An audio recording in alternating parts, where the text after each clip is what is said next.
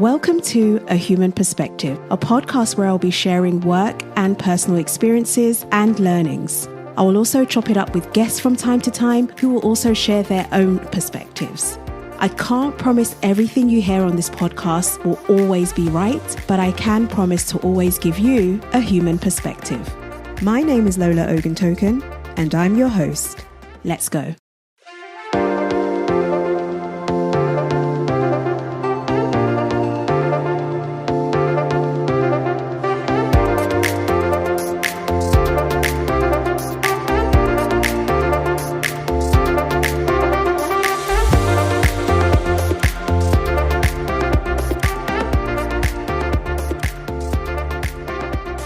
Hello and welcome everyone. Today is a slightly different episode. Normally I have a structure and notes that I want to follow, and I did try to do that for today's topic, but it just felt like hard work. So I thought I would try something new today and just have a chat with you. And this was the original idea, to be honest, when it came to this podcast, but because I'm a bit of a control freak, I like to plan stuff. So I like to definitely know what the outcome is going to be.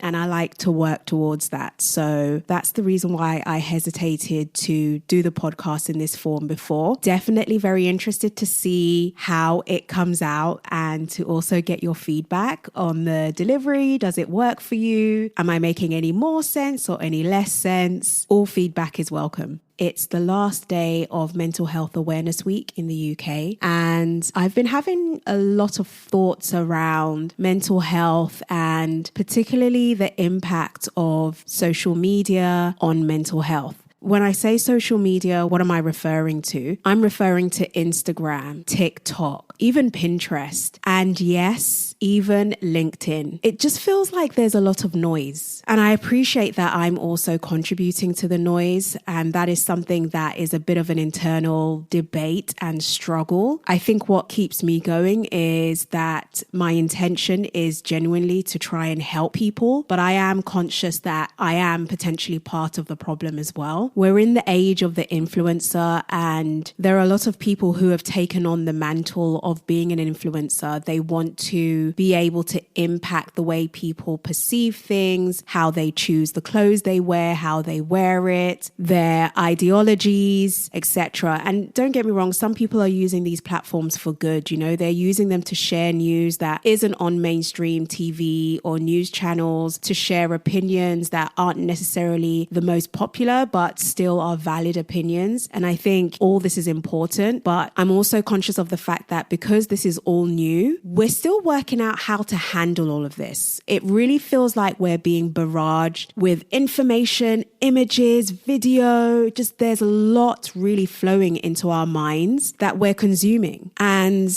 I do deep down feel that this is a major contributing factor to many people's mental health today. I'm no doctor, I'm no expert, but just things that I have experienced personally, that I've seen in other people as well. We're in the age of curating fairy tales. Some fairy tales are closer to reality than others, but it just feels like we're creating these images of success. And there are those who then try to emulate those images. They try to create those images. And I think there are two issues with that. One is you are literally trying to copy the concept of someone's imagination, because quite often their real life doesn't even imitate what they're pushing out. And so it's really a dangerous way to live your life. This is why people are feeling empty. They're not feeling fulfilled. They are looking outward and they're looking for answers on the outside when they should be looking for answers internally. It just feels like we're losing individuality and independent thought. We're very much in this hive mindset. And again, I'm sure I also play a role in this. I'm sure I also participate, definitely, in some way, shape or form. And actually, as human beings, it's natural. But I feel that the amount of information and the volume at which we're consuming this information is effectively brainwashing us into believing success looks one way, or that you have to take these certain steps in order to achieve goal Z. People need to start understanding themselves a little bit more What is success to you? What does that truly look like? Not what your parents think success is, not what your children think success is, not what your peers think success is, not what your boss thinks success is, not what society thinks success is. Deep down for you, what would truly make you happy? What would you be doing? Where would you be? Who would you be with? What experiences would you be having? And I think if people thought this way a little bit more, we would see a wider variety of what life can be. Right now, it just feels like everything is very set and everything is very cooped up in this case of what successful living is. And when you don't fit in that, or you don't understand it, or you fall out of it in some way, it can feel like you're not successful. And for me personally, success is following my intuition and following my gut instincts and doing what I truly believe is right. And it's really hard to do that when you're trying to live to fit into societal norms, or when you're being led by images that have been curated by other human beings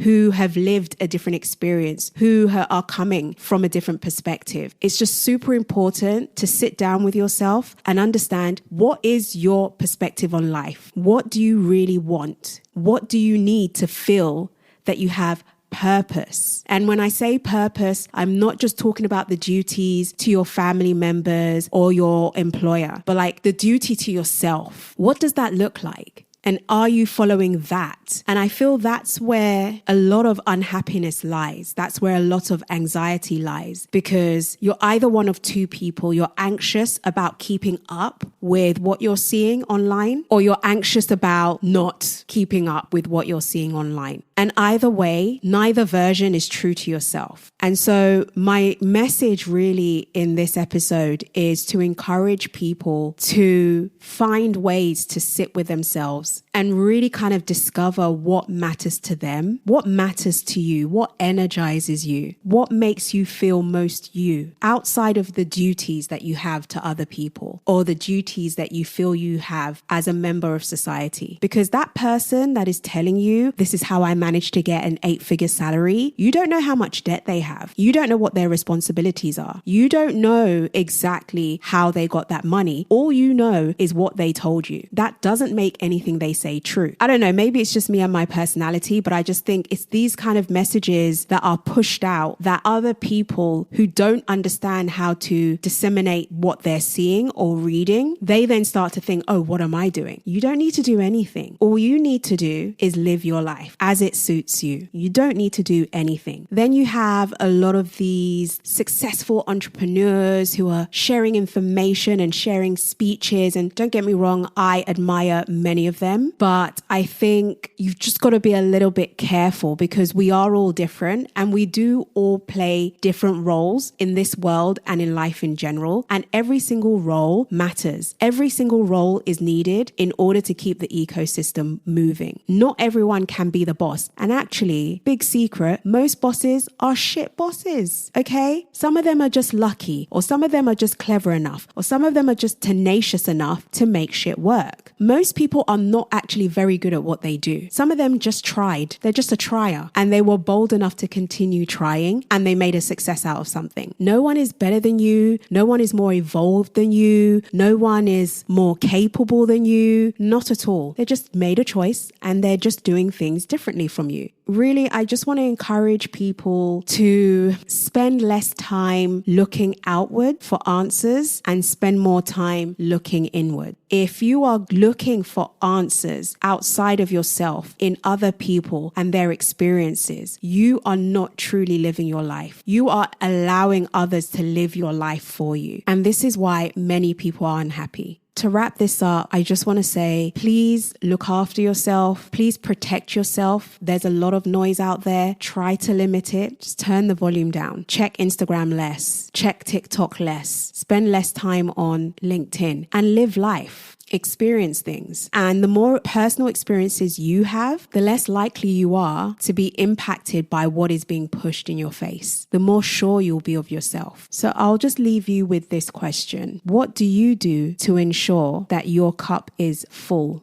enough for yourself, full enough for you to be and feel happy? Thank you for taking the time to listen to this different episode of A Human Perspective. I'll see you in the next.